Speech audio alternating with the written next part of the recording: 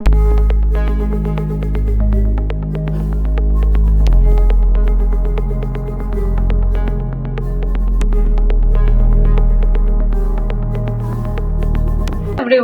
Welcome to Biogen academy.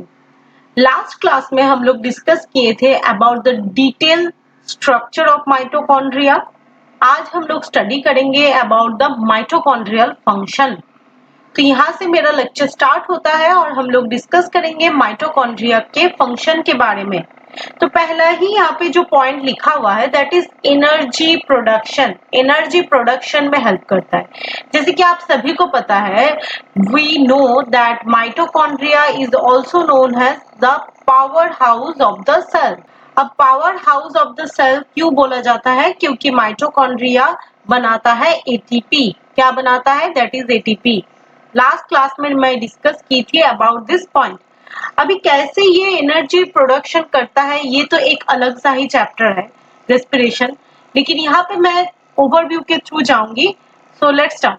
Suppose ये yellow वाला क्या है? That is the mitochondrial outer membrane and this green वाला is the mitochondrial inner membrane. और आप सभी को पता है कि इनर मेम्ब्रेन में रहता है क्या? इनफोल्डिंग्स, जिसको हम लोग क्या बोल रहे थे? That is the cristae. In foldings यहाँ पे रहता है इनर मेम्ब्रेन में।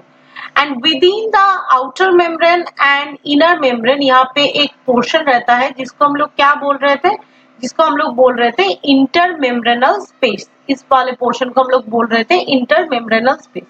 ऐसा एक स्ट्रक्चर हम लोग ड्रॉ किए थे। यहाँ पे सिर्फ और सिर्फ मैं मेम्ब्रेन ड्रॉ कर रही हूँ। This is the outer membrane, ये है inner membrane of the mitochondria and this in between outer and the inner membrane, here it is intermembranal space। ये सारे चीजों के बारे में हम लोग डिस्कस किए थे इन माय लास्ट क्लास।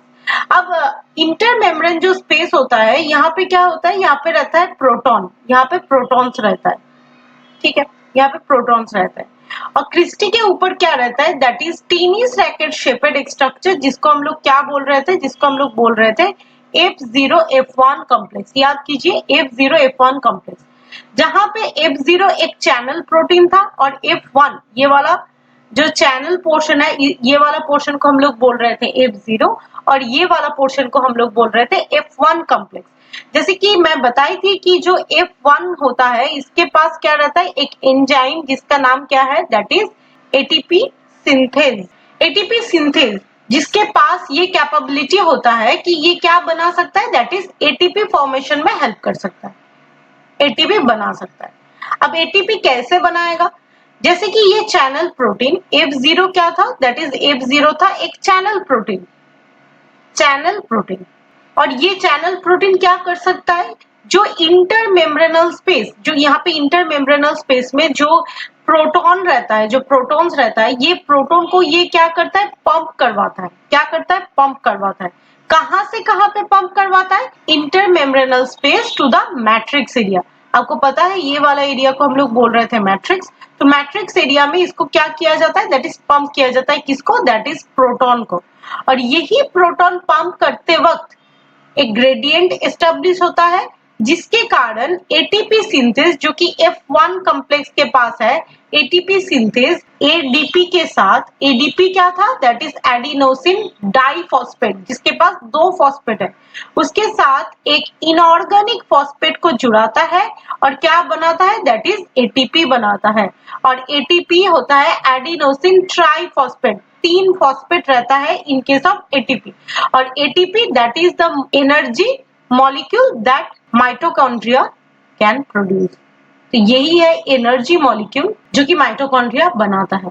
तो यहाँ पे क्या लिखा हुआ है एक बार पॉइंट को हम लोग देख लेते हैं। ये वाले पॉइंट में लिखा हुआ है कि एनर्जी प्रोडक्शन करने में हेल्प करता है। कैसे करता है हम लोग अभी डिस्कस किए। और क्या करता है? That is chemical energy in the food. जो खाना हम खाते हैं उस खाने से ही हम लोगों को एनर्जी मिलता है। तो वो जो केमिकल एनर्जी जो कि फूड के अंदर रहता है उसको क्या बनाता है? That is cell usable energy. और सेल यूजेबल एनर्जी क्या है? That is ATP. एटीपी में कन्वर्ट करता है। और कौन सा एंजाइम इस प्रोसेस में हेल्प करता है? That is ATP synthase. I hope ये वाला पॉइंट आपको समझ में आया कि माइटोकॉन्ड्रिया कैसे एनर्जी प्रोडक्शन करता है। नेक्स्ट और एक पॉइंट यहाँ पे दिया गया है that is dead cell removal, ये भी बहुत इंपॉर्टेंट एक पॉइंट है कि डेड सेल रिमूवल, जैसे कि बॉडी में जितना भी सेल्स है सारे सेल्स वर्केबल नहीं होता है, कुछ कुछ सेल डैमेज्ड होता है, कुछ ओल्ड सेल्स होते हैं, कुछ नॉन फंक्शनल सेल्स होता है। तो ये जो damage cell, old cell, non functional cell, इसको बॉडी में रख के कोई काम नहीं है। ये अगर बॉडी के अंदर रहेगा तो ये क्या करेगा, बॉडी में कुछ मैल फंक्शनिंग क्रिएट करेगा। तो इसको क्या करना पड़ेगा, इसको बॉडी से बाहर करना पड़ेगा। ये जो डेड सेल रिमूवल और डेड सेल को बाहर निकालने का प्रोसेस, उसको खत्म करने का प्रोसेस, इसको बायोलॉजिकली बोला जाता है एपोप्टोसिस। और इसका और एक नाम है, इसको हम लोग बोलते हैं that is program cell death. ये प्रोग्राम सेल डेथ में कौन परफॉर्म करता है, दैट इज माइटोकॉन्ड्रिया। कैसे परफॉर्म करता है वो मैं बताऊंगी, लेकिन अभी के लिए इतना समझ लो कि माइटोकॉन्ड्रिया के पास ऐसा कुछ कैपेबिलिटी है जो कि डेड, डैमेज्ड और नॉन फंक्शनल ओल्ड सेल को क्या कर सकता है, उसको बॉडी से बाहर निकाल सकता है। अब ऐसा क्या है, क्या ऐसा mechanism with in the mitochondria है? बेसिकली माइटोकॉन्ड्रिया के पास एक कंपाउंड है जिसका नाम है साइटोक्रोम सी। ये साइटोक्रोम सी क्या करता है, ये साइटोक्रोम सी जब कोई डैमेज सेल आता है, कुछ ओल्ड सेल आता है, कुछ नॉन फंक्शनल सेल आता है, तब वो क्या हो जाता है, एक्टिव।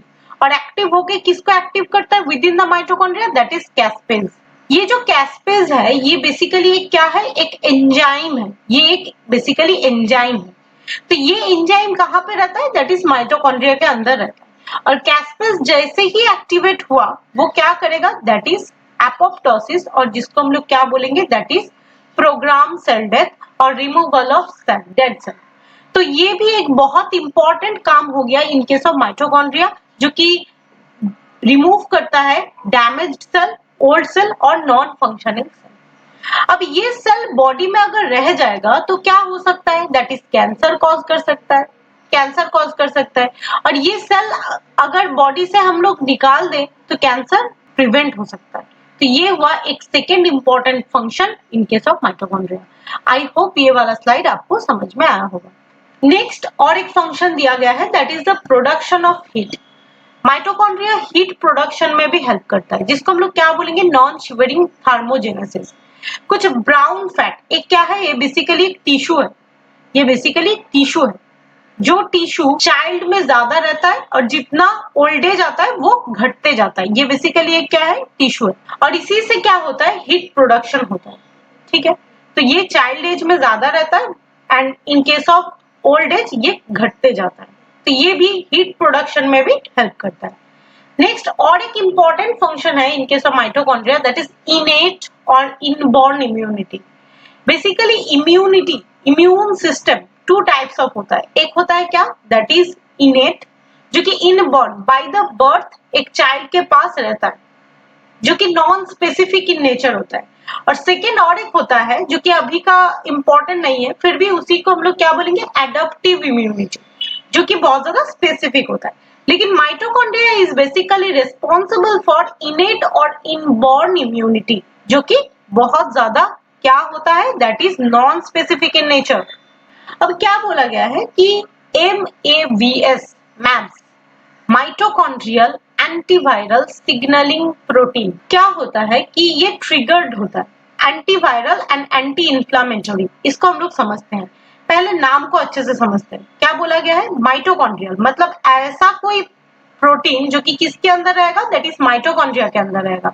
एंटीवायरल सिग्नलिंग प्रोटीन मतलब कोई भी एक इंसान, सपोज एक पर्सन क्या हो रहा है कि वायरस से इन्फेक्टेड हो रहा है, वायरस से इन्फेक्टेड हो रहा है।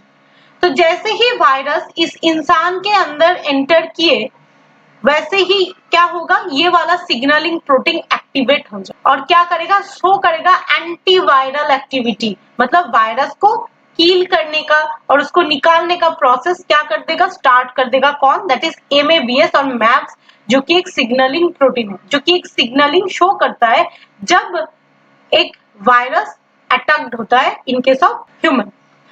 और क्या करता है, एंटी इंफ्लामेटोरी। एंटी इंफ्लामेटोरी क्या होता है, that is the swelling, swelling ना हो इसमें भी कौन हेल्प करता है, दैट इज मैप्स। तो ये एक काम हो गया जो कि माइटोकॉन्ड्रिया करवाता है। और क्या करता है, detect and create response to the infection. कोई भी इन्फेक्शन हो, कोई भी फॉरेन पैथोजन एक ह्यूमन के अंदर, एक इंसान के अंदर एंटर करे तो mitochondrial activate antiviral signalling protein activate हो जाता है, ट्रिगर करता है वायरस, और उसको क्या किया जाता है, उसको निकाला जाता है फ्रॉम द बॉडी।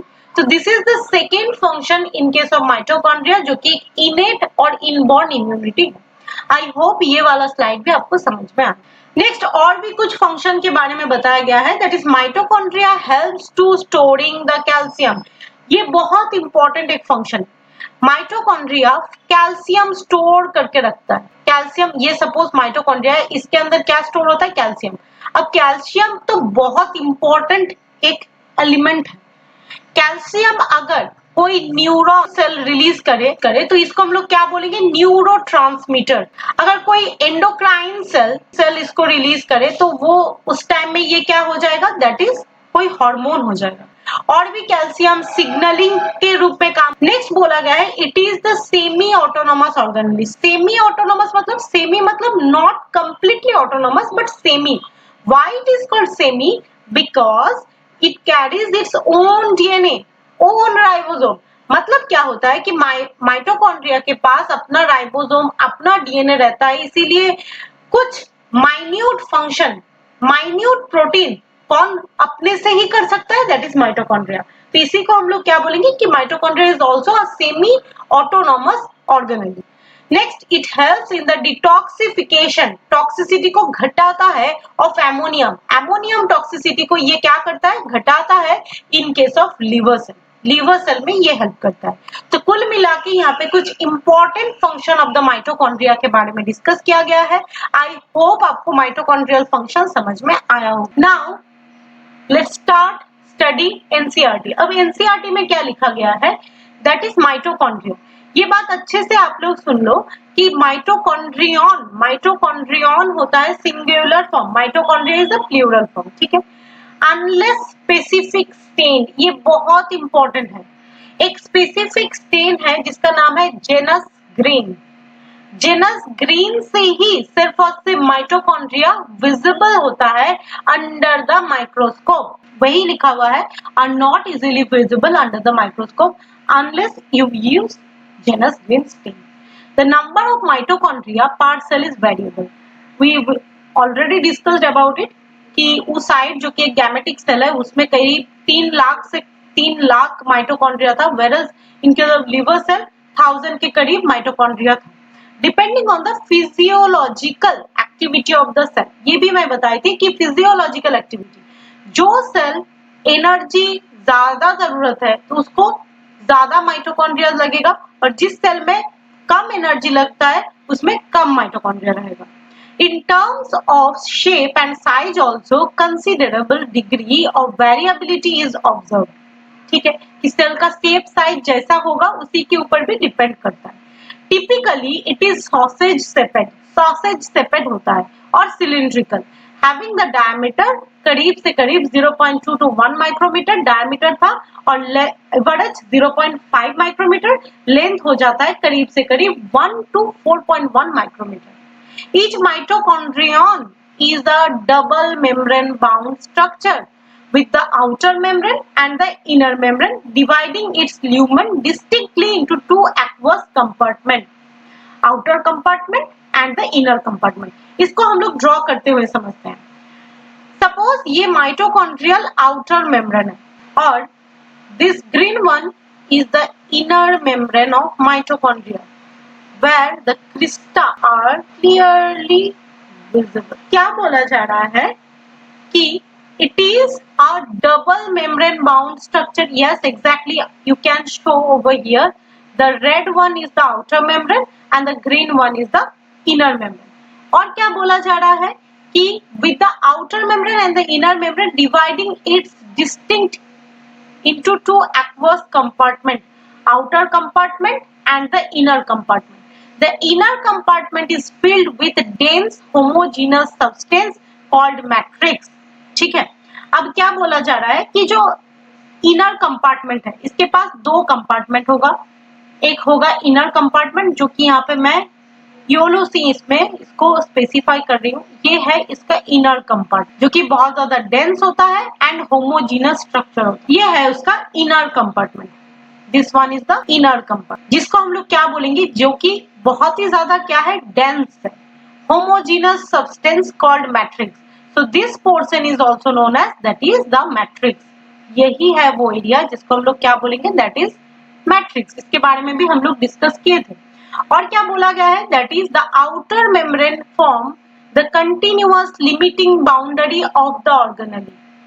तो आउटर मेम्ब्रेन क्या करता है, एक लिमिटिंग बाउंड्री क्रिएट करता है। जैसे कि माइटोकॉन्ड्रिया क्या है, एक ऑर्गेनेली है, इसके पास एक पर्टिकुलर शेप है, सॉसेज शेप है, सिलिंड्रिकल शेप है।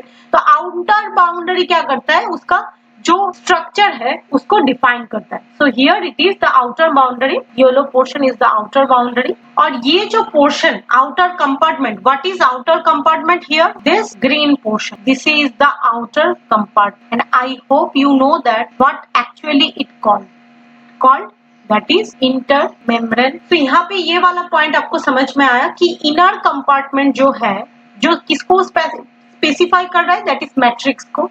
आउटर बाउंड्री एक तो माइटोकॉन्ड्रिया को शेप दे रहा है, ऑल्सो आउटर कंपार्टमेंट बनाने में भी हेल्प कर रहा है। The inner membrane forms the number of infoldings. यहाँ पे you can show over here. These all are the infoldings of the inner membrane and form cristae, singular crista. ठीक है? Towards the matrix. ये जो crista और cristae जो form हुआ है, ये कहाँ पे फॉर्म हुआ है? That is towards the matrix. The cristae increase the surface area. इसके बारे में भी हम लोग डिस्कस किए थे लास्ट वाला वीडियो लेक्चर में कि कैसे ये सरफेस एरिया को इंक्रीज कर रहा है। The two membranes have their own specific enzyme associated with the mitochondrial function. ये जो दो मेम्ब्रेन है, आउटर मेम्ब्रेन, इनर मेम्ब्रेन, इसके पास स्पेसिफिक एंजाइम्स है जो कि माइटोकॉन्ड्रियल फंक्शन को डिफाइन करता है। Mitochondria are the sites for the aerobic respiration. Aerobic respiration मतलब क्या होता है, जो रेस्पिरेशन परफॉर्म होता है in the presence of oxygen, उसी को हम लोग क्या बोलेंगे, एरोबिक रेस्पिरेशन। मैं बता चुकी हूँ ऑलरेडी कि ये जो एनर्जी मेकिंग प्रोसेस है, ये एक रेस्पिरेशन का पार्ट है और ये माइटोकॉन्ड्रिया परफॉर्म कर रहा है, तो इसको हम लोग क्या बोलेंगे, एरोबिक रेस्पिरेशन। जब हम लोग रेस्पिरेशन चैप्टर पढ़ेंगे और भी ज्यादा ये क्लियर हो जाए। They produce cellular energy in the form of ATP, we already discuss about it, hence they are called the power house of the cell. The matrix also possesses single circular DNA molecule, मतलब इसी के अंदर single एक ही number में क्या होगा, DNA molecule रहेगा और वो भी मॉलिक्यूल कैसा होगा, DNA molecule that is circular in nature होगा।